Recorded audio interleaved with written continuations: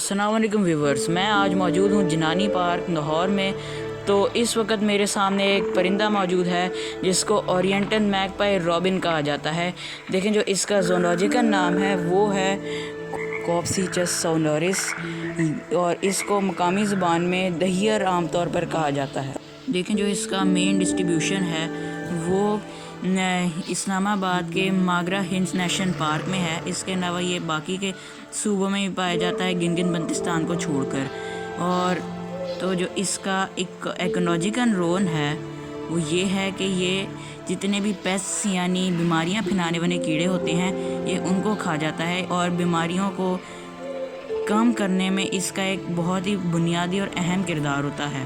اس کے علاوہ یہ دوسرے چھوٹے کیڑوں وغیرہ کو بھی کھا جاتا ہے، اور اس کے ساتھ ساتھ یہ کبھی کبھار جو چھپکلیوں کے چھوٹے موٹے ہوتے ہیں بچے ان کو بھی یہ کھا جاتا ہے۔ تو یہ انوائرمنٹ کو ہیلدی رکھنے میں بہت ہی اس کا بنیادی اور اہم کردار ہوتا ہے۔ تو اس کی وجہ سے جو پیسٹی سائیڈز ہوتے ہیں ان کا استعمال کرنے کی ضرورت بہت ہی کم پڑتی ہے، اور یہ اپنے انوائرمنٹ کو ایک دم صاف ستھرا رکھتا ہے۔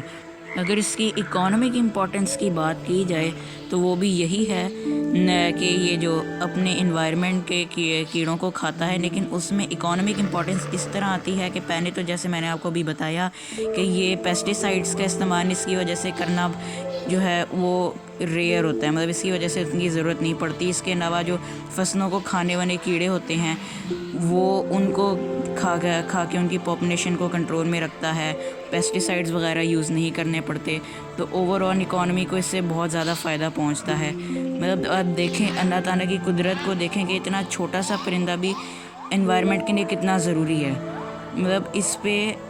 مطلب کہ اگر اس کی ایک بار کے لیے سمجھنے اگر یہ انوائرمنٹ سے غائب ہو جائے تو جتنے بھی یہاں پہ بیماریاں پھیلانے والے جو ہیں کیڑے، یہ کھا جانے والے جو کیڑے ہیں، ان سب کی پاپولیشن بہت زیادہ بڑھے گی۔ اب اس کی وجہ سے بیماریاں بھی زیادہ پھیلیں گی، اور اس کی وجہ سے جو فصلیں ہیں ان کا بھی کافی زیادہ لاس ہوگا۔ پیسٹی سائیڈز یوز کرنے میں جو پیسے ہیں وہ بھی زیادہ خرچ ہوں گے۔ تو اوور آل یہ بہت ہی زیادہ امپورٹنٹ اور خاص اور بہت ہی زیادہ نایاب اور امپورٹنٹ پرندہ ہے انوائرمنٹ کا۔